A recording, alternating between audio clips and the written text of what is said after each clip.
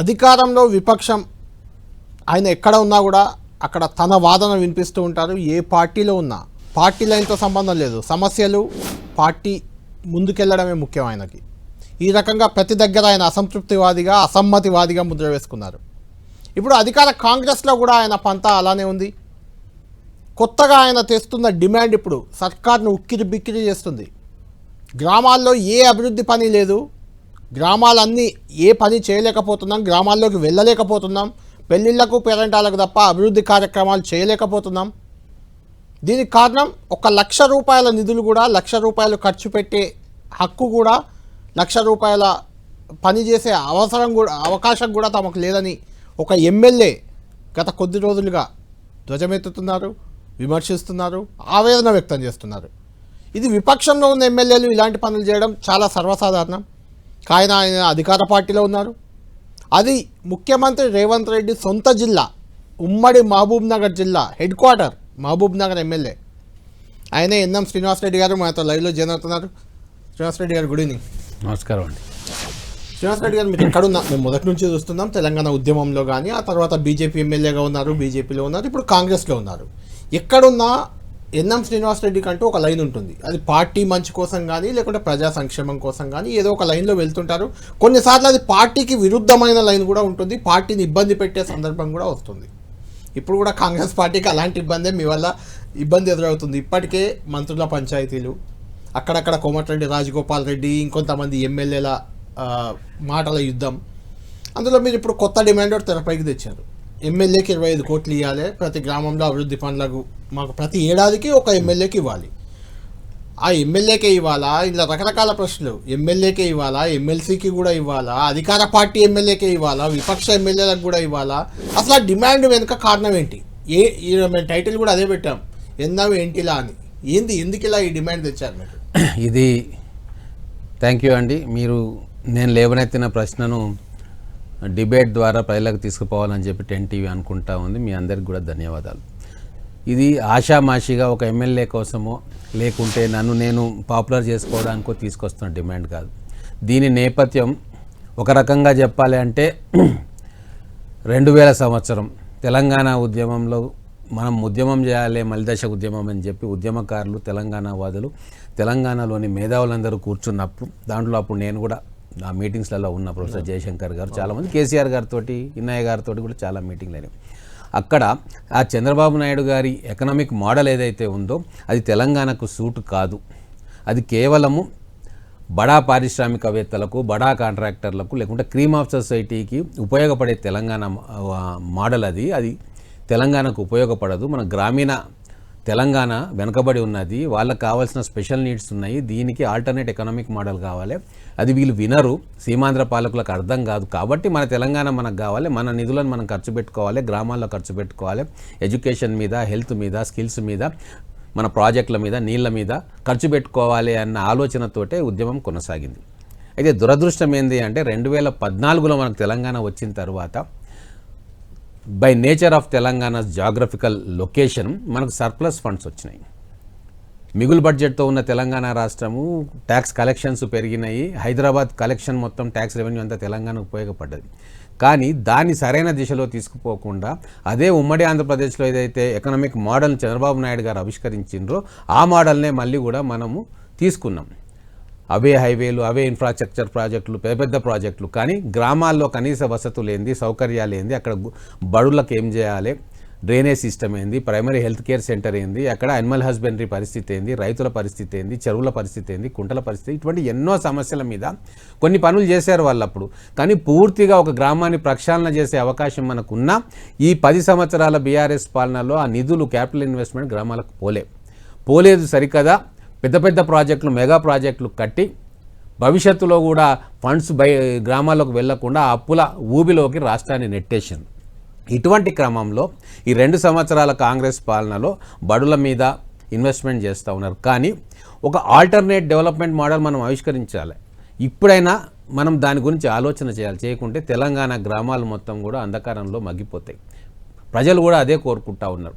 మాకు ఎన్నో హైవేలు, ఎన్నో సిటీలు, హైటెక్ సిటీలు, ఆ సిటీలు కాదు, మా గ్రామంలో డ్రైనేజ్ బాగు చేయండి, మాకు వచ్చే రోడ్డును బాగు చేయండి, లేకుంటే మాకు మంచినీళ్ళ సౌకర్యాన్ని కల్పించండి, లేదు మా స్కూల్ కాంపౌండ్ వాల్ కట్టండి, టాయిలెట్స్ కట్టండి, లేదా అంగన్వాడీ బిల్డింగ్ కట్టండి, లైబ్రరీ పెట్టండి. ఇటువంటి డిమాండ్లకు మన దగ్గర ఇప్పుడున్న పరిస్థితులలో ఓపెన్గా డబ్బులు ఇచ్చే వ్యవస్థను మనం తయారు చేసుకోలేకపోయాం.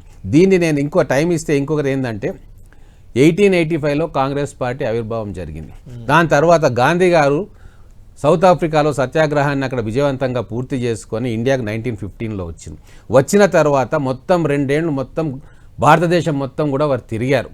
తిరిగిన తర్వాత వాళ్ళు ఆకలింపు చేసుకొని అసలు గాంధేయవాదానికి, గాంధీయన్ ప్రిన్సిపల్స్కి అప్పుడు ఆయన ఇట్లా ఉండాలి భారతదేశంలో మన పరిపాలన రేపు వస్తే అని చెప్పి ఒక గైడ్లైన్స్ ఏర్పాటు చేసుకుంటే ఆ గాంధీయన్ ప్రిన్సిపల్స్ మీద కాంగ్రెస్ పార్టీ గతంలో జవహర్లాల్ నెహ్రూ గారు ప్రధానమంత్రిగా ఉన్నప్పుడు చాలా వాటిని ఇంప్లిమెంట్ చేస్తూ వచ్చాం. మన రాజ్యాంగ నిర్మాత అయిన అంబేద్కర్ గారు కూడా ఈ గాంధీయన్ ప్రిన్సిపల్స్ను directive principles of state policy అని చెప్పి దాంట్లో విద్య గురించి, ఎడ్యుకేషన్ గురించి, economic development of SC STs weaker sections గురించి, వీటన్నిటి గురించి దాంట్లో మెన్షన్ ఉంది. సో అదే ప్రిన్సిపల్ ఇప్పుడు మనం గవర్నమెంట్లో వచ్చినాం కాబట్టి మనం దాన్ని ముందుకు తీసుకుపోవాలని ఒక ఆలోచన. తర్వాత ఈ దేశంలో ఎప్పుడెప్పుడైతే విపత్కరమైన పరిస్థితులు వచ్చినాయో, ఎప్పుడైతే పేదలకు అన్యాయం జరుగుతూ ఉందో, పేదలు ఇబ్బంది పడుతూ ఉన్నారో, కాంగ్రెస్ పార్టీ చాలా విప్లవాత్మకమైన మార్పులు తీసుకొచ్చింది. మచ్చుకొని నేను చెప్పేందంటే నేషనలైజ్డ్ బ్యాంక్స్ మొత్తం కూడా సిటీలలో ఉండి డబ్బున్న వాళ్ళకే లోన్ ఇస్తుంటే గ్రామీణ ప్రాంతాల్లో రుణం దొరకట్లేదు అని చెప్పి అవన్నిటిని కూడా నేషనలైజ్ చేసిన పార్టీ కాంగ్రెస్ పార్టీ. దాని తర్వాత మళ్ళీ ఒకసారి ప్రపంచంలో మొత్తం కూడా గ్లోబలైజేషన్ అయిపోయి కిందికి మీదకి అవుతూ ఉంటే మనం ఓపెన్ అప్ చేసుకోవాలి మన సెక్టార్స్ అన్నప్పుడు కూడా మనం సోషల్ లిబరలైజేషన్ అనే ప్రాసెస్ని మనం స్టార్ట్ చేసుకున్నాం కాంగ్రెస్ పార్టీ ఆధ్వర్యంలో. దాని తర్వాత ఇంకొక ముఖ్యమైనది, రాజీవ్ గాంధీ గారు 1985 ఏఐసిసి బాంబేలో జరుగుతున్న సెషన్లో ఆయన ప్రధానమంత్రి అయిన తర్వాత చాలా స్పష్టంగా ఢిల్లీ నుంచి, హైదరాబాద్ నుంచి, స్టేట్ క్యాపిటల్స్ నుంచి, నేషనల్ క్యాపిటల్ నుంచి ఏవైతే స్కీమ్స్ పోతా ఉన్నాయో, ఫండ్స్ డిస్బర్స్ అవుతా ఉన్నాయో అవి రూపాయికి కేవలం 15 పైసలే అట్టడుగు వర్గాలకు చేరుతా ఉన్నాయి అని చెప్పి ఆవేదన వ్యక్తం చేసింది. అంటే బ్యూరోక్రాట్ డిలేసు, కరప్షను, లీకేజెస్ ఇవన్నీ ఉన్నాయి, దీన్ని సరి చేసుకోవాలి, దీనికి మార్గం ఏంది అని చెప్పి తర్జన భర్జన చేసిన తర్వాత ఆయన పంచాయతీరాజ్ వ్యవస్థను బలోపేతం చేయాలి అని చెప్తే పివి నరసింహారావు గారు గవర్నమెంట్ ఉన్నప్పుడు 73 అమెండ్మెంట్ కాన్స్టిట్యూషన్లో 73 and 74 అంటే గ్రామ పంచాయతీరాజ్ వ్యవస్థ, మున్సిపాలిటీ వీటికి నిధులు, వాళ్ళ నిర్వహణ ఎట్లా చేయాలి, స్టేట్ గ్రాంట్స్ ఎట్లా పోవాలి, డైరెక్ట్గా వాళ్ళ పనులు వాళ్ళు నిర్వహించుకోవాలి, గ్రామ సభలు ఏర్పాటు చేయాలి, ఆ గ్రామంలో, ఆ వార్డులో, పట్టణాల్లో ఉన్న వార్డుల్లో ఏమేం కావాలి నిర్ణయం తీసుకోవాలి అని చెప్పి డీసెంట్రలైజేషన్ ఆఫ్ ఫండింగ్ అనేది దానికి స్టార్ట్ చేసింది. కాలక్రమేణా మన తెలంగాణ రాష్ట్రం వస్తేనన్న అవుతాయి అనుకుంటే కేసీఆర్ గారు అధికారంలోకి వచ్చిన తర్వాత డీసెంట్రలైజేషన్ కాదు కదా, టోటల్గా సెంట్రలైజ్ అయిపోయింది. ఫండ్స్ ఫ్లో మొత్తం సెంట్రలైజ్ అయిపోయింది. ఫైనాన్స్ సెక్రటరీ మీట నొక్కితే తప్ప గ్రామాల్లో రూపాయి కూడా పొందేని పరిస్థితి అయింది. గతంలో డిస్ట్రిక్ట్ ట్రెజరీస్ ఉండే. సో ఇవన్నీ ఉన్నాయి కాబట్టి ఇప్పుడు ఒక చిన్న కంక్లూడ్ చేస్తా. ఇప్పుడు ఇంకా లేట్ మనం చేస్తే ఇంకా చాలా అనర్థాలు జరిగిపోతాయి, ప్రజల్లో అసహనం పెరిగిపోతుంది. కానీ ఇదే సిస్టంలో, బ్యూరోక్రాట్ సిస్టంలో మనం పోతే ఒక చిన్న పని కావాలంటే సంవత్సరం రైతుంది. కాబట్టి ఒక ఆల్టర్నేట్ వ్యవస్థను మనం నిర్మాణం చేసుకోవాలని నేను సూచిస్తాను. మీ డిమాండ్లో సహేతుకత ఉంది. చాలామంది ఎమ్మెల్యేలు పొద్దుటి నుంచి నిన్నటి నుంచి కూడా కొంతమందితో మాట్లాడాము, మీ ఇంటర్వ్యూ పెడుతున్నాం కాబట్టి అందరూ కూడా మీ డిమాండ్కు మద్దతు ఇస్తున్నారు. అయితే ఇందులో ఒక అంశం ఏంటంటే అదేదో విపక్ష ఎమ్మెల్యేనో ఇంకెవరో చేస్తే వేరు, మీరు అధికార పార్టీలో ఉన్నారు, మీరు డిమాండ్ చేసే బదులు అధికారమే మీది, ముఖ్యమంత్రితో మాట్లాడి దాన్ని అమల్లోకి తెప్పించవచ్చు కదా. మీరు డిమాండ్ చేయాల్సిన అవసరం ఏంటి? మీరు ముఖ్యమంత్రితో మాట్లాడచ్చు, దాన్ని అమల్లోకి తేవచ్చు కదా అనేది ఒక ప్రశ్న. ఇప్పుడు దీని కరెక్ట్ ప్రశ్న అడిగినరండి. ఇది నా సమస్యనో, ముఖ్యమంత్రి గారి సమస్యనో, ఇంకో 2-3 ఎమ్మెల్యేల సమస్యనో కాదు. ఇది ఒక ఆల్టర్నేట్ సిస్టమ్ను మనం డెవలప్ చేసుకోవాలి అనే ఒక ఆలోచనను ముందుకు పెడుతున్నప్పుడు అది ప్రజల్లో కూడా డిస్కషన్ రావాలి, మేధావులు డిస్కస్ చేయాలి, మీలాంటి సీనియర్ జర్నలిస్టులు కూడా దాని మంచి చెడ్డను కూడా బేరీజ్ వేసుకోవాలి. ప్రజల్లోకి చర్చను తీసుకొని పోతే దాంట్లో ఉన్న లోటుపాట్లు కావచ్చు, తొందరపడి నిర్ణయం తీసుకున్నాము అనకుండా దీన్ని ప్రజల్లో చర్చ పెట్టి ఏమేం చేయాలి, గతంలో ఇటువంటివి ఏమైనా ఉన్నాయా, ఉంటే అక్కడ ఏం తప్పులు జరిగినాయి, దాన్ని ఎట్లా రెక్టిఫై చేయాలని చెప్పి ప్రజల్లో కూడా ఇది చర్చ జరగాలి. అక్కడి నుంచి కూడా డిమాండ్ రావాలి. అప్పుడే ప్రభుత్వాలు కూడా దాని మీద శ్రద్ధ వహిస్తాయి. ఈరోజు నేను చెప్తాను ముఖ్యమంత్రి గారికో మంత్రివర్గం బాగుందనా చేద్దామంటారు, కానీ కానీ అమలు కాదు. కానీ ప్రజల్లో నుంచి డిమాండ్ వస్తే ఎట్లయితే తెలంగాణ మూవ్మెంట్ తెలంగాణ రాష్ట్రం కావాలని చెప్పి ఎప్పుడైతే సకల జన సమ్మెలు చేసినారో ప్రజల నుంచి డిమాండ్ వచ్చిందో ఢిల్లీ కూడా కదలాల్సి వచ్చింది. కాబట్టి ఇది ఒక స్వార్థం కోసమో ఒక రాజకీయ పార్టీ కోసమో కాదు, డెమోక్రటిక్ స్పిరిట్ని గ్రామాల్లో బతికించుకోవాలి. ప్రజల్లో ప్రజాస్వామ్యం అంటే మనం అడిగిన సమస్యలకు అక్కడికక్కడ పరిష్కారం దొరుకుతుందని ఒక నమ్మకాన్ని ప్రజల్లో కల్పించాలంటే ఇటువంటి ఆల్టర్నేట్ వ్యవస్థలు కూడా మనం నిర్మాణం చేయాలి. ఒక చిన్న ఎగ్జాంపుల్ చెప్తాం. గుండెకు బ్లాక్స్ ఏర్పడతాయి, డాక్టర్ ఏం చేస్తాడండి? ఏం చేశారు? తీయరు కాబట్టి బైపాస్ చేస్తారు. అంటే ఇక్కడ కూడా మొత్తం సిస్టమ్ క్లాగ్ అయిపోయింది. బ్యూరోక్రాటిక్ వ్యవస్థలో రాజకీయ నాయకులు అనాలోచితము రకరకాల ప్రాబ్లమ్స్ తోటి దాన్ని మనం డీక్లాక్ చేయాలి, డీక్లటర్ చేయాలి. శ్రీనివాస్ రెడ్డి గారు దీన్ని డీసెంట్రలైజ్ చేసి ఎమ్మెల్యే చేతిలో ఫండ్స్ ఇవ్వాలనేది మీ డిమాండా, లేకుంటే అధికారం మొత్తం ముఖ్యమంత్రి దగ్గర, మంత్రుల దగ్గర, లేకుంటే ఐఏఎస్ల దగ్గర కేంద్రీకృతమై ఉంది, వాళ్ళని అడుక్కోవాల్సిన పరిస్థితి ఎమ్మెల్యేలు? ఒక రకంగా చెప్పాలంటే మీరు వాళ్ళ దగ్గర చేయి దాపాలి మీ ప్రజల కోసం. ఆ పరిస్థితిలో వ్యవస్థ ఉంది, దాన్ని మార్చాలనుకుంటున్నారు మీరు? దీంట్లో అండి మనకు చాలా స్పష్టంగా అంబేద్కర్ గారు ఆ కాన్స్టిట్యూంట్ అసెంబ్లీ దేనికి దానికి ఇది వీళ్ళు చేయాలి, స్టేట్ ఇది చేయాలి, సెంటర్ ఇది చేయాలి, కొన్ని రెండు కలిపి చేయాలని చెప్పి చాలా స్పష్టంగా మనకు గైడ్ లైన్స్ ఇచ్చారు. సో ఇక్కడ కూడా ముఖ్యమంత్రి గారు మంత్రివర్గం చేసే విధానపర నిర్ణయాలు, వాళ్ళు చేసే యాక్టివిటీస్ వాళ్ళు చేస్తారు. కానీ గ్రామాల్లో లాస్ట్ మైల్లో ఉండి సదూర ప్రాంతాల్లో ఉన్న వాళ్లకు డైరెక్ట్గా మనం బెనిఫిట్ ఎట్లా ఇవ్వాలి అనేది అక్కడ వాళ్ళు నిర్ణయం తీసుకోవాలన్నది నా ఆలోచన, మీ ఉద్దేశం. కానీ వ్యవస్థ అలా లేదు. ఒక జిల్లా మంత్రి, అంత పైన ముఖ్యమంత్రి, లేదంటే ఒక ఇన్ఛార్జ్ మంత్రి వాళ్ళు ఇస్తే తప్ప మీకు నిధులు రాని పరిస్థితి. అందుకే నేను ఏమంటున్నానంటే ఆ సిస్టంలో పోతే మనకు సంవత్సరం 2 సంవత్సరాలు అవుతుంది. కానీ అక్కడ ఏదైనా ప్రాబ్లం ఉంటే ఎమర్జెన్సీగా మనం దాన్ని పరిష్కారం చేసుకోవాలంటే నిధులు ఎక్కడ ఉన్నాయి, గైడ్ లైన్స్, రూల్స్ ఇవన్నీ వస్తాయి. కాబట్టి ఒక ఆల్టర్నేట్ కంటింజెన్సీ ఫండ్ లాగా ఇమ్మీడియట్గా మనం వాళ్ళకు రెస్క్యూ వెళ్ళే విధంగా, వాళ్ళకు స్వాంతన చేకూర్చే విధంగా చేయకుంటే ప్రజాస్వామ్యం మీదనే ప్రజలకు నమ్మకం పోతుంది. ఇప్పటికే ఎమ్మెల్యేల దగ్గరికి, సర్పంచుల దగ్గరికి వచ్చి నాకు అది కావాలి, ఇది కావాలని 100 దరఖాస్తులు ఇచ్చిన తర్వాత ఇక వాళ్ళు దీని గురించి పట్టించుకో, ఎవరు వస్తే ఏముందిలే, ఏమయ్యేది ఉంది, ఏంది కాదు అనే ఒక నిర్లిప్తత భావనకి వాళ్ళు లోనైతా ఉన్నారు. అది చాలా డేంజరస్. అట్లా మనం అడ్రస్ చేయకుంటే ఉద్యమాలు వస్తాయి, రెవల్యూషన్స్ వస్తాయి. ఇప్పుడు పక్క రాష్ట్రాలలో చూస్తూ ఉన్నాం. అధికార వ్యవస్థ, రాజకీయ నాయకులు, మొత్తం ప్రభుత్వ యంత్రాంగం ప్రజల కోరికలను మన్నించకుంటే, వాళ్ళ కోరికలను మనం మన్నిస్తున్నాము, ఆలోచిస్తున్నామని వాళ్ళకి చెప్పకుంటే ఎక్కడో దగ్గర అగ్నిపర్వతం బద్దలవుతుంది. శ్రీనివాస్ రెడ్డి గారు, 3,000 కోట్లు మీరు కొడుతున్న మొత్తం డిమాండ్ 3,000 కోట్లది. ఏడాదికి 3,000 కోట్లు, 3 లక్షల కోట్ల బడ్జెట్ ఉన్న దాంట్లో 3,000 కోట్లు చాలా చిన్న అంశమే ఒక రకంగా చెప్పాలంటే. కానీ ముఖ్యమంత్రి రేవంత్ రెడ్డి నా దగ్గర డబ్బులు లేవు, నన్ను కోసుక తింటారా, సంపుక తింటారా అని ఉద్యోగ సంఘాలతో అంటారు. అప్పుల పాలై ఉంది రాష్ట్రం అని ఫీజు రియంబర్స్మెంట్ రాదు. కాలేజీల్లో విద్యార్థులకు, బాలికలకు, గురుకుల పాఠశాలలో బాలికలకు టాయిలెట్లు కూడా ఇవ్వలేని పరిస్థితి మన దేశంలో, మన రాష్ట్రంలో. ఈ పరిస్థితుల్లో మీకు 3,000 కోట్లు ప్రతి ఏడాది ప్రభుత్వం ఇస్తుందా? మీ డిమాండ్ని అమల్లోకి తెచ్చే నమ్మకం మీకుందా?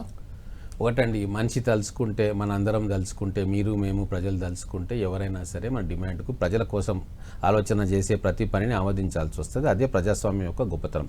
నేను సింప్లిఫైగా మీరు అడుగుతున్నారు కాబట్టి చాలా సింపుల్గా చెప్తా. వాస్తవంగా ప్రజలకు ఇమ్మీడియట్ అవసరాలు కావచ్చు, లేకుంటే వాళ్ళ సమస్యల పరిష్కారం కోసం 12 డిపార్ట్మెంట్ల దగ్గరికి వెళ్తారు. ఆ డిపార్ట్మెంట్లు కూడా నేను లిస్ట్ అవుట్ చేస్తాను. Education, health, urban development, rural development, irrigation అంటే minor irrigation, power and energy, agriculture, housing, welfare, SC ST BC minority, women and child welfare, transport, roads and infrastructure. దీనికి ప్రతి సంవత్సరం బడ్జెట్ కేటాయించుకుంటున్నాం కదా.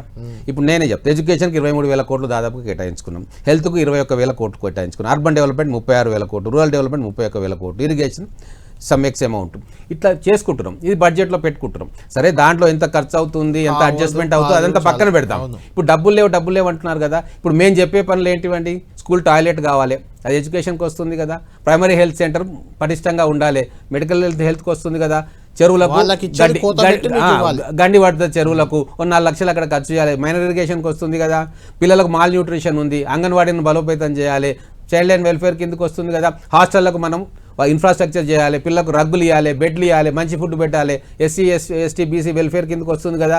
ఇవన్నిటిని అట్లా పెట్టుకుంటూ దాంట్లోకి వెళ్ళి 1%, 2% కోత పెట్టి ఈ పద్ధతిలో పెడితే 50% ఆఫ్ ద వర్క్ జరిగిపోతుంది. మీకు ప్రెషరే ఉంటుంది. ఎమ్మెల్యేలు పవర్ఫుల్ అవుతారు తద్వారా అనేది ఒక పాయింట్. రెండోది, విపక్ష ఎమ్మెల్యేలకు కూడా 25 కోట్లు ఇవ్వడానికి ఇప్పుడున్న వ్యవస్థలో ఈ ప్రభుత్వాలకు మనసు వస్తుందంటారా? ఇస్తాయా? ఒకటండి, ఇప్పుడు విపక్ష ఎమ్మెల్యేలు ఉన్న దగ్గర పనులు జరుగుతలేవా? ప్రజలు వాళ్ళు చేస్తున్నారు కదా, అందరూ వాళ్ళు ప్రజలే ప్రజలే కదా, కదా. వాళ్ళు ఇప్పుడు కూడా ఒకటి, మనము అసెంబ్లీలో కూర్చున్నాము అంటే ఎట్టి పరిస్థితుల్లో రాజకీయాలు ఉన్నా కూడా వాళ్ళకు అతీతంగా తెలంగాణ ప్రజల సంక్షేమానికి, వాళ్ళ సమస్యల పరిష్కారానికి వాళ్ళు మనల్ని ఎన్నుకున్నారు. ఒక సందర్భంలో ఒక పార్టీని ప్రతిపక్షంలో ఉండమని కోరుతారు, ఒక పార్టీని అధికార పక్షంలో ఉండమని కోరుతారు.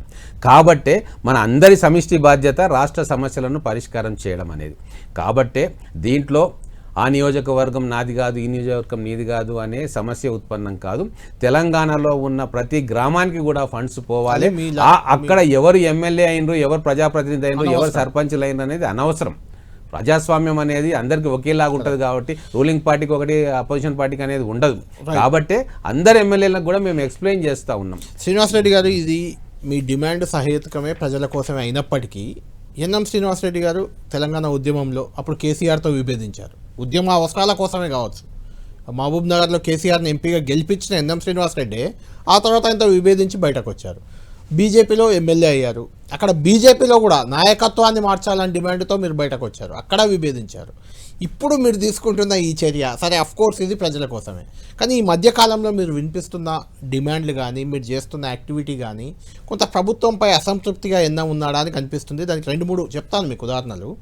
ఒకటి, అక్కడెక్కడో ప్రైవేట్ ల్యాండ్ విషయంలో మీరు కోర్టును ఆశ్రయించారు, 4 ఎమ్మెల్యేలు, మీరు, అనిరుద్ రెడ్డి, మురళీ నాయక్ ఎవరో. అప్పుడు సివి ఆనంద్పై కూడా సభా హక్కుల ఉల్లంఘన నోటీస్ ఇచ్చేందుకు ఎన్ఎం శ్రీనివాసరెడ్డి రెడీ అయ్యారు. ఈ మధ్య కాలంలో ₹1,00,000 కూడా మేము ఏం పని చేయలేకపోతున్నాం, పల్లెళ్ళు పేరెంటాలు తప్ప అసలు మేము ఏం చేయట్లేదు 22 నెలల నుంచి అని ఒక విపక్ష ఎమ్మెల్యే లాగా అన్నారు. ముఖ్యంగా సీఎం సొంత జిల్లా మీది. గతంలో పీజేఆర్ మరియు శశిధర్ రెడ్డి వాళ్ళు హైదరాబాద్ బ్రదర్స్గా ఉండేవారు. ఆ తర్వాత దానం నాగేందర్, ముఖేష్ గౌడ్ అయ్యారు హైదరాబాద్ బ్రదర్స్. ఇప్పుడు మహబూబ్ నగర్ బ్రదర్స్ ఇద్దరు తయారయ్యారు. వాళ్ళిద్దరు స్వపక్షంలోనే విపక్షంలో మారి కాంగ్రెస్ను విపక్షం తిట్టాల్సిన పని లేదు, వాళ్ళిద్దరే చేస్తున్నారు. ఒకటి ఎన్ఎం శ్రీనివాసరెడ్డి, రెండోది ఫోన్ లైన్లోకి తీసుకుంటాను, ఎవరో మీరు వినండి. PCR right, Jadcherla MLA Anirudh Reddy గారు. అనిరుద్ రెడ్డి గారు లైన్లో తీసుకున్నాను, మాట్లాడదాం ఒకసారి. అనిరుద్ గారు, మీరు ఎన్ఎం శ్రీనివాసరెడ్డి ఇద్దరు కలిసి అధికార పార్టీలోనే విపక్షంగా మారిపోయారు, రకరకాల కామెంట్లు చేస్తున్నారు. అఫ్కోర్స్ 25 కోట్ల డిమాండ్ ఇప్పుడు కొత్తగా ఒకటి ఎన్ఎం గారు తెరపైకి తెచ్చారు, కానీ అంతకుముందే మీరు ప్రభుత్వ భూమి కబ్జా చేయబోతుంది ఒక ప్రైవేట్ సంస్థ కోర్టుకు వెళ్ళడం, ఆ తర్వాత ఎన్ఎం శ్రీనివాసరెడ్డి సివి ఆనంద్పై సభా హక్కుల ఉల్లంఘన నోటీస్, మీరు కూడా చాలాసార్లు చాలా రకాల కామెంట్లు చేశారు ప్రభుత్వ పనితీరుపై. ఏంటి మీరిద్దరు అసంతృప్త గలమెత్తుతున్న ఎమ్మెల్యేలుగా చూడాలా, మిమ్మల్ని ఎలా చూడాలి మీ ఇద్దరిని? అందరికి నమస్కారం. ఇప్పుడు మీరు అది అడిగిన క్వశ్చన్ లో కొంచెము చేంజ్ చేసుకోవాలి. అంటే నేనేం అది డిబేట్ చేస్తలేను, కానీ స్వపక్షంలో విపక్షం కాదు మేము. నంబర్ 1, మేము ప్రజల గురించి, ప్రజలకి ఏమి కావాలనో మేము అది అడుగుతున్నాము. మేము ఎప్పుడు ఆపోజిట్ గా పోలేదు. అంటే రూలింగ్ పార్టీలో ఉన్నప్పుడు అంటే మనం ఏం అడగొద్దా? ఇప్పుడు మేము ఫర్ ఎగ్జాంపుల్ చూస్తే 10 ఏళ్ళు బీఆర్ఎస్ గవర్నమెంట్ రూలింగ్ పార్టీ వాళ్ళు ఉంటే తప్పులు ఎన్ని చేసుకుంటూ పోయినా కానీ కూడా ఒక్క ఎమ్మెల్యే కూడా మాట్లాడలేదు. ఇప్పుడు ఏమైంది వాళ్ళ పరిస్థితి? ఇప్పుడు మేమేమంటున్నాము, ప్రజలకి మన గ్రామాలు మనం డెవలప్ చేసుకోవాలి. లేక లేక మహబూబ్నగర్ జిల్లా నుంచి రేవంత్ రెడ్డి గారు మాకు ముఖ్యమంత్రి అయినారు. మనకి ఆయన మళ్ళీ ముఖ్యమంత్రి కావాలంటే ఈ గ్రామాలలో ఇవన్నీ మనం చేయాలి. ఎందుకు మీరే ముఖ్యమంత్రి అవుతా అన్నట్టున్నారు ఎక్కడ ఈ మధ్య? నన్ను 2 సార్లు గెలిపియండి, ఇంకో 2 సార్లు నేను ముఖ్యమంత్రి అవుతా అన్నారు మీరే. నేను ముఖ్యమంత్రి అని ఆ రోజు మాట్లాడిన మొత్తం వర్జన్ వింటే నేను ఏమన్నాను, కాంగ్రెస్ పార్టీలో మాకు స్వేచ్ఛ ఉంటది, అందరికీ అవకాశం వస్తుంది, నాకు ఒక్కనికే కాదు, ఎస్సీ ఎస్టీ బీసీ ఎవరైనా కానీ మీరు మళ్ళీ 2 సార్లు గెలిపియండి, అప్పుడు మేము కూడా సీఎం అభ్యర్థి అవుతాం, నేను ఒక్కనే కాదు ఎవరైనా కావచ్చు. ఇది కాంగ్రెస్ పార్టీ. అదే బీఆర్ఎస్ పార్టీలా అది 2-3 వాళ్ళే ఉంటారు, తక్కిన వాళ్ళందరూ చేతులు కట్టుకొని తలకాయ దించుకొని ఉండాలి అని చెప్పినాను. అటు అవకాశం ఓరికి వచ్చినా గానీ మన కాన్ఫిడెన్స్ డెవలప్ అవుతుంది అని చెప్పినాను నేను.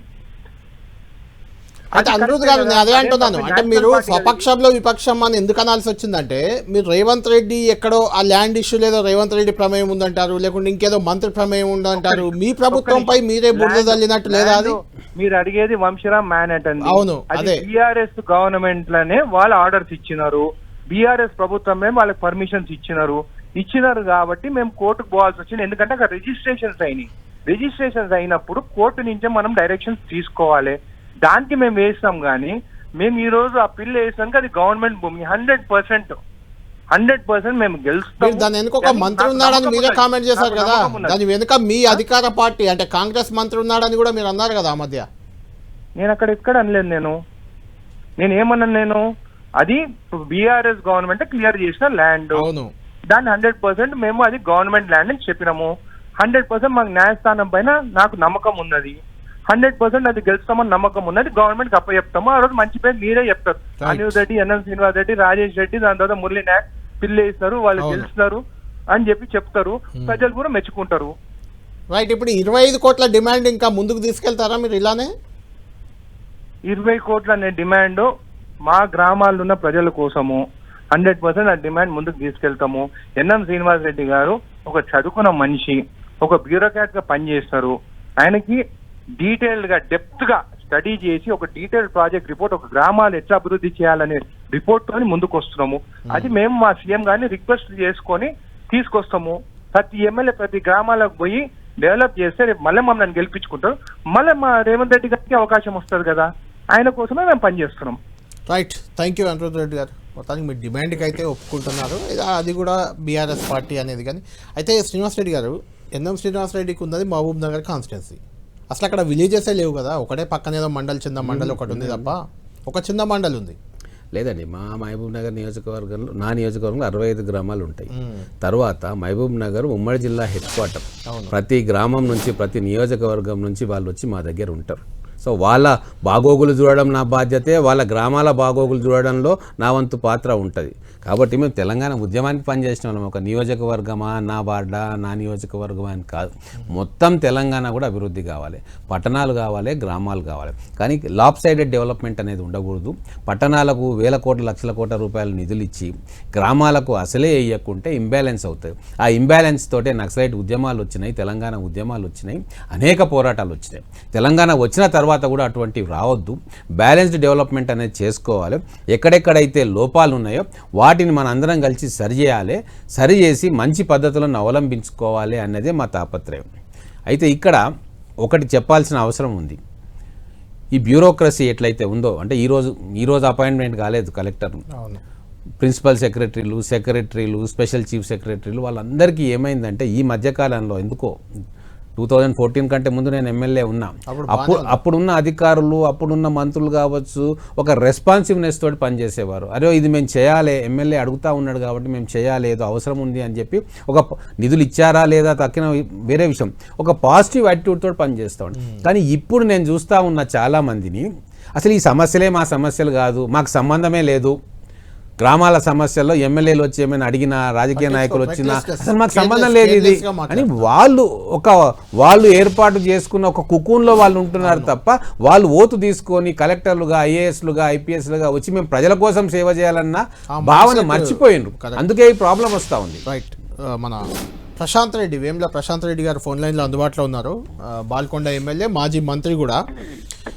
ప్రశాంత్ రెడ్డి గారు, మాతో పాటు ఇక్కడ ఎన్ఎం శ్రీనివాస్ రెడ్డి గారు ఉన్నారు స్టూడియోలో. ప్రధానంగా ప్రతి ఎమ్మెల్యేకి అధికార పార్టీ విపక్షం అని కాదు, ఎమ్మెల్యేకి 25 కోట్లు ఇవ్వాలి, అప్పుడే గ్రామాలు అభివృద్ధి చెందుతాయి, ఆ నిధులతో ఏడాదికి 25 కోట్లు ఇస్తే గ్రామాలను అభివృద్ధి చేసుకోగలుగుతాం అనేది ఒక వెర్షన్. గ్రామాల్లో అంతా పారిశుద్ధ్యంతో సహా అన్ని పడికేశాయి, గ్రామీణ వ్యవస్థే చిన్నాభిన్నం అయిపోయింది అనేది మీ వెర్షన్. 25 కోట్లతో మీ వెర్షన్కి ఏమైనా సొల్యూషన్ వస్తుందా ఇస్తే? మొట్టమొదటిగా ఎన్ఎం శ్రీనివాస్ రెడ్డి గారికి నమస్కారాలు, అభినందనలు కూడా. నమస్కారం అన్న. ఆయన ఒక మంచి సబ్జెక్ట్ తీసుకున్నారు. ఒక ప్రజాప్రతినిధిగా, ఎమ్మెల్యేగా బాధ్యతతో వారి మాట ఈ ముందుకు తెచ్చారు ఈ డిస్కషన్ ని. మీకు కూడా ఎన్టీవీకి కూడా ధన్యవాదాలు. నిజంగా కూడా ఒక ఎమ్మెల్యే అంటే దాదాపు 3 లక్షల మంది ప్రజలకు, 2 లక్షల ఓటర్లకు ప్రతినిధి. ఇవాళ పరిస్థితి ఎమ్మెల్యే సిపిపి ఫండ్ లేకపోవడం మూలంగా అసలు ఏమీ చేయలేకపోతున్నాం ఎమ్మెల్యేలుగా. చాలా ఇబ్బందిగా ఉంది, బాధాకరం. మీరు ఇంతకుముందు అన్నట్టు ఇప్పుడు గ్రామ పంచాయతీ ఎన్నికలు నిర్వహించక సంవత్సరంన్నర అయిపోయింది. అట్లాగే ఎంపీటీసీలు అంటే మండల వ్యవస్థలో కూడా ఎన్నికలు లేవు. ఈ లోకల్ బాడీ ఎలక్షన్స్ లేకపోవడం మూలంగా సెంట్రల్ గ్రాంట్ ఏం రావట్లేదు. అవును, గ్రామ పంచాయతీలకు రావట్లేదు, మండలాలకు రావట్లేదు, జిల్లా పరిషత్లకు రావట్లేదు. అట్లాగే ఇంతకుముందు కేసీఆర్ గారు ఉన్నప్పుడు సెంట్రల్ ఫైనాన్స్ తోటి ఈక్వల్ అమౌంట్ ని స్టేట్ ఫైనాన్స్ నుంచి ఇచ్చేది గ్రామ పంచాయతీలకు. దురదృష్టం పల్లె ప్రగతి పేరు మీద దురదృష్టవశాత్తు మరి ఈ ప్రభుత్వం అది కూడా పల్లె ప్రగతి పేరు మీద కేసీఆర్ గారు ఇచ్చే అటువంటి స్టేట్ ఫండ్ కూడా ఇవ్వట్లేదు. సో ఏతావాదగా గ్రామ పంచాయతీలో ₹1 ఫండ్ రావట్లేదు. ఇటువంటి సందర్భంలో మేము గ్రామాలలో పోయినప్పుడు చిన్న చిన్న సమస్యలు, చిన్న చిన్న పారిశుద్ధ్యం విషయాలు, చిన్న చిన్న ఏదైనా డ్రైనేజ్ కావాలన్నా, ఏదైనా చిన్న సీసీ రోడ్ కావాలన్నా, ఏదైనా చిన్న చిన్న సమస్యలు, అక్కడ వీధి లైట్లు పోయినాయి, వీధి లైట్ పెట్టియండి అని అంటే గ్రామ పంచాయతీలో డబ్బులు లేవు, ఎమ్మెల్యే దగ్గర డబ్బులు లేవు. చాలా బాధగా ఉంది, చాలా ఇది అన్యాయం. మరి ఇంతకుముందు ప్రభుత్వంలో 5 కోట్లు పర్ సంవత్సరానికి ఎమ్మెల్యే ఫండ్ ఇచ్చినారు, ఎమ్మెల్యేలకు ఎమ్మెల్సీలకు ఇచ్చినారు. లాస్ట్ లో ఆగినట్టుంది కదా, అది కూడా లాస్ట్ లో ఇవ్వనట్టున్నారు. ఇచ్చామండి ఓకే, ఇచ్చాము. అంటే మొత్తం కూడా ఏంటంటే ఇప్పుడు ఇవాళ ఎన్ఎం శ్రీనివాస్ రెడ్డి గారు పెట్టినటువంటి ప్రతిపాదన ప్రజల కోసం పెట్టినటువంటి ప్రతిపాదనది. దాన్ని నేను సంపూర్ణంగా దాన్ని బలపరుస్తా ఉన్నాను. తప్పకుండా ఈ ప్రభుత్వం ఇప్పుడు 25 కోట్లని పెట్టినారు. బ్రాడర్ ఆస్పెక్ట్ లో నిజంగా కూడా చాలా బాగుంటది. ఎందుకంటే 25 కోట్లు పెడితే పెద్ద ఏం లేదు, 3,000 కోట్లు అవుద్ది అంతే సంవత్సరానికి. 3 లక్షల బడ్జెట్ లో 3,000 కోట్లు పెద్ద ముచ్చట కాదు ఇవాళ. సో కాబట్టి అది నేను ముఖ్యమంత్రి గారిని, ఈ ప్రభుత్వాన్ని నేను కూడా డిమాండ్ చేస్తా ఉన్నాను. వెంటనే ఎమ్మెల్యేల ఫండ్ పెట్టాలి, సిడిపి ఫండ్ పెట్టాలని చెప్పి డిమాండ్ చేస్తాను. Right, thank you Prashanth Reddy గారు. శ్రీనివాస్ రెడ్డి గారు మొత్తానికి విపక్షమైనా స్వపక్షమైన ఎమ్మెల్యేలకు ఫండ్ ఇచ్చడం మంచిదే అనే అభిప్రాయం అయితే వ్యక్తమవుతుంది. చూడాలి ప్రభుత్వం ఏ రకంగా రియాక్ట్ అవుతుంది ఏంది. దీనిపై మీ డిమాండ్ను ప్రభుత్వం కొంచెం అదేదో ప్రభుత్వానికి ఇబ్బందికరంగా కూడా కొంత ఫీల్ అవుతున్నట్లు కనిపిస్తున్నారు. ఈ కొత్త డిమాండ్తో అనవసరంగా లేని సమస్య కూడా వచ్చింది అనే రకంగా అది ఎలా ఫేస్ చేస్తారో చూడాలి. మరి ఇప్పుడు ప్రశాంత్ రెడ్డి గారు అనుభవజ్ఞుడు. నేను అధికార పక్షంలో ఎమ్మెల్యే ఉండి కూడా నేను ఒక డిమాండ్ పెడతా ఉంటే వారి గ్రామాల్లో పరిస్థితి తెలుసు కాబట్టి మద్దతు ఇస్తా ఉన్నారు. అంటే ప్రజలతోటి మమేకమై పనిచేసే ప్రతి రాజకీయ నాయకుడు కానీ జర్నలిస్టు కానీ దీన్ని ఆమోదిస్తారు. ఇది అవసరం. ఇప్పుడున్న పరిస్థితులలో ఈ క్రిటికల్ టైంలో, క్రూషియల్ జంక్చర్లో తెలంగాణలో మనం గ్రామాలను రక్షించుకోవాలంటే ఇది కావాల్సిందే, ఈ ట్రీట్మెంట్ జరగాల్సిందే, ఈ మెడిసిన్ ఇవ్వాల్సిందే అన్న భావనతో. ఇవ్వకపోతే లోకల్ బాడీ ఎన్నికలు ఉన్నాయి, అక్కడ ఖచ్చితంగా ఎమ్మెల్యేలు నిలదీసే పరిస్థితి వస్తుంది. అధికార పార్టీ ఎమ్మెల్యేలు ప్రధానంగా ఇక్కడ ఏముందంటే మనము ఒక లాజికల్ డిబేట్ను మనం ఇనిషియేట్ చేసి అన్ని వర్గాల ప్రజలను మద్దతును కూడగట్టుకొని సమాజంలోని అన్ని సెక్షన్స్ మద్దతును మనం కూడగట్టుకుంటే అది ముఖ్యమంత్రి వరకు పోయేటప్పటికి దానికి ఒక ఫౌండేషన్ వస్తుంది, ఒక వెయిట్ వస్తుంది. అప్పుడు దాన్ని చర్చ పెడతామా, అసెంబ్లీలో చర్చ పెడతాం. 100% ఒకటండి, ఇది 100%. ఇప్పుడిప్పుడే ఈ డిమాండ్ ఇనిషియేట్ చేస్తూ ఉన్నాం, ప్రజల నుంచి మద్దతు వస్తూ ఉంది. రేపు రౌండ్ టేబుల్ సమావేశాలు ఏర్పాటు చేయబోతా ఉన్నాం. నేషనల్ రూరల్ డెవలప్మెంట్లో పనిచేసిన అధికారులు, రిటైర్డ్ ఆఫీసర్స్ కావచ్చు, లేదు పంచాయతీరాజ్ ఇన్స్టిట్యూషన్స్ మీద పనిచేసిన వాళ్ళు, లేదు ఎక్స్పర్ట్స్ ఎవరైతే ఉంటారో వాళ్ళందరినీ కూడా ఒక వేదిక మీదకి తీసుకొస్తారు. శ్రీనివాస్ రెడ్డి గారు నిజంగా కూడా ప్రశాంత్ రెడ్డి గారు అన్న రకంగా పల్లె ప్రగతి కోసం గత ప్రభుత్వం కొంత ఇచ్చింది గ్రామాలకి. ఎమ్మెల్యే నిధులు కూడా 5 కోట్లు దాదాపు ఇచ్చింది ప్రతి ఏడాది కూడా. అప్పుడు దాన్ని కూడా ఇప్పుడు ఇయ్యలేని పరిస్థితి. అది వాళ్ళ కేరళలో కూడా వాళ్ళ వర్షన్ వాళ్ళు చెప్పారు. కేరళ గురించి తెలిసి ఉంటుంది, కేరళలో గ్రామాలకు నేరుగా నిధులు ఇస్తుంది. ఇప్పుడు ప్రశాంత్ రెడ్డి గారి వర్షన్ ప్రశాంత్ రెడ్డి గారు చెప్పారు. ఇక్కడ కూడా మేము ఎమ్మెల్యేలు అయిన తర్వాత 10 కోట్ల రూపాయలు స్పెషల్ డెవలప్మెంట్ ఫండ్ కింద ప్రతి ఎమ్మెల్యేకి ఇచ్చిండ్రు. నేను ఏమంటున్నాను అంటే దీన్ని ఇన్స్టిట్యూషనలైజ్ చేయాలి. ఇది ఏదో మేము దయదలిచి ఇస్తున్నామని కాకుండా ఇదో హక్కుగా ప్రతి నెల మాకు ఇంత వస్తుంది, ఈ నియోజకవర్గం ఇంత వస్తుంది, సంవత్సరానికి ఇంత వస్తుంది అని చెప్పి రాజ్యాంగబద్ధంగా దాన్ని డిమార్క్ చేసి అక్కడ ఫండ్స్ రావాలి అంటే దానికి కూడా నేను చెప్తా ఉన్నాను. ఎందుకంటే అనుభవాలు మాకున్నాయి. కాంగ్రెస్ గవర్నమెంట్ ఉన్నప్పుడే అప్పుడు దామోదర్ రాయ నరసింహ గారు అప్పుడున్న ఉమ్మడి ఆంధ్రప్రదేశ్లో SC/ST సప్లాను డివైజ్ చేశారు. అంటే ఇక SC/STలకు మనకు వాళ్ళ పాపులేషన్ ప్రకారంగా వాళ్లకు ఖర్చు జరగట్లేదు, వాళ్ళకు అభివృద్ధి ఫలాలు అందట్లేదు కాబట్టి రాజ్యాంగబద్ధంగా దీన్ని కాన్స్టిట్యూషనలైజ్ చేయాలి, ఒక చట్టం తీసుకురావాలి అని చెప్పి SC/ST సప్లాన్ కోసం అసెంబ్లీలో మేమే బిల్ పాస్ చేసినాం. ఏమైన తర్వాత అవుతుందా అది? అంటే నువ్వు అధికారుల చేతిలో ఏది పెట్టినా కూడా అది 100% సక్సెస్ కాదు. అందుకే నేను ఏమంటున్నాను అంటే మీరు అనొచ్చు ఎందుకు కలెక్టర్లు ఉన్నారు కదా, ప్రిన్సిపల్ సెక్రటరీలు ఉన్నారు కదా, బ్యూరోక్రాట్స్ ఉన్నారు కదా. కానీ ఈరోజు బ్యూరోక్రాట్ ఈరోజు ఒక ఎడ్యుకేషన్ డిపార్ట్మెంట్లో ఉంటాడు, రేపు పోయి ఇంకో డిపార్ట్మెంట్లో పడతాడు, ఆ తర్వాత ఇంకో డిపార్ట్మెంట్లో పడతాడు. వాళ్ళకు ఆ కమిట్మెంట్ ఎందుకు ఉంటుంది? ఈ ప్రభుత్వాలు కూడా బ్యూరోక్రాట్స్ ప్రభుత్వం చెప్పినట్టు నడుచుకుంటారు తప్ప ప్రభుత్వాన్ని నిలదీసో గట్టిగానో రిక్వెస్ట్ చేసో ఒక వాయిస్ వినిపించే సామర్థ్యం వాళ్ళకు ఉండదు కదా. అదే నేను ఎమ్మెల్యే పేరు ఎందుకు చెప్తున్నాను అంటే ఎమ్మెల్యేలు గెలిస్తేనే ప్రభుత్వాలు ఏర్పాటు అవుతాయి, మళ్ళీ ఎమ్మెల్యేలు గెలిస్తేనే ప్రభుత్వం రియలెక్ట్ అవుతుంది. కాబట్టి ఎమ్మెల్యేల మీద ఇది ఉంటే ఖచ్చితంగా డిమాండ్ చేస్తారు. రేపు ఇది చట్టంలో పెట్టి డబ్బులు ఇవ్వకుంటే ఎమ్మెల్యేలు మేము డిమాండ్ చేస్తాం. రైట్ శ్రీనివాస్ రెడ్డి గారు, మనం కంక్లూడ్ చేద్దాం. మీకు ఒక పోల్ కూడా పెట్టాము, ఇది గ్రామీణాభివృద్ధికి ఒక్క ఎమ్మెల్యేకు 25 కోట్లు ఇవ్వాలన్న ఎన్నం డిమాండ్తో ఏకీభవిస్తారని పెట్టాము. దాదాపు 95% ఏకీభవిస్తామని చెప్తున్నారు. చూడాలి మొత్తానికి మీ వాదనతో అటు ప్రజలు కానీ మా వ్యూవర్స్ కానీ లేదంటే మిగిలిన విపక్ష ఎమ్మెల్యేలు మీ సొంత పార్టీ ఎమ్మెల్యేలు అంతే ఏకీభవిస్తున్నారు. మరి చూడాలి మీ ప్రభుత్వం ముఖ్యమంత్రి ఏకీభవిస్తారా, నిజంగానే 25 కోట్లు ఎమ్మెల్యేలకు అందుతాయా, దాంతో గ్రామీణాభివృద్ధి సాధ్యమవుతుందా? కంక్లూడ్ చేస్తాను. మా ఈ డిమాండ్ సహేతుకం అని చెప్పి మీ పోలే వచ్చింది. 95% మీరందరూ కూడా దీనికి వాయిస్ కావాలి, దీన్ని ప్రజల్లోకి తీసుకునే కార్యక్రమం మీ భుజాల పైన కూడా వేసుకుంటే గ్రామ స్వరాజ్యం వర్ధిల్లుతుంది. రైట్, తప్పకుండా శ్రీనివాస్ రెడ్డి గారు, మీ డిమాండ్ ప్రజల కోసమే కాబట్టి గ్రామీణ అభివృద్ధి కోసం దోహదపడాలని మేము కూడా కోరుకుంటాం, సపోర్ట్ కూడా చేస్తాం దానికి సంబంధించి. థ్యాంక్ యూ శ్రీనివాస్ రెడ్డి గారు, థ్యాంక్ యూ వెరీ మచ్. మొత్తానికి ప్రతి గ్రామానికి అభివృద్ధి ఫలాలు చేరాలంటే ఎమ్మెల్యే చేతిలో ఒక 25 కోట్లు ఏడాదికి ఉంటే గ్రామాల్లో ఉన్న ప్రతి అవసరాన్ని తీర్చే అవకాశం ఉంటుంది అనేది ఈ డిమాండ్ ప్రధాన ఉద్దేశంగా ఆయన చెప్తున్నారు. ఈ డిమాండ్పై ప్రభుత్వం ఏ రకంగా రియాక్ట్ అవుతుంది, ముందుకు వస్తుందా, ఈ ఏడాది నుంచి వస్తుందా, వచ్చే ఏడాది ఇస్తుందా? 3,000 కోట్లే వాస్తవానికి 3 లక్షల బడ్జెట్ ఉన్న తెలంగాణ రాష్ట్ర ప్రభుత్వంలో 3,000 కోట్లు పెద్ద అమౌంట్ ఏమీ కాదు. కానీ ఈ డిమాండ్పై ప్రభుత్వం ఏ రకంగా ముందుకు పోతుంది అనేది మనం వేచి చూడాలి. ఇది ప్రైమ్ టైం డిబేట్.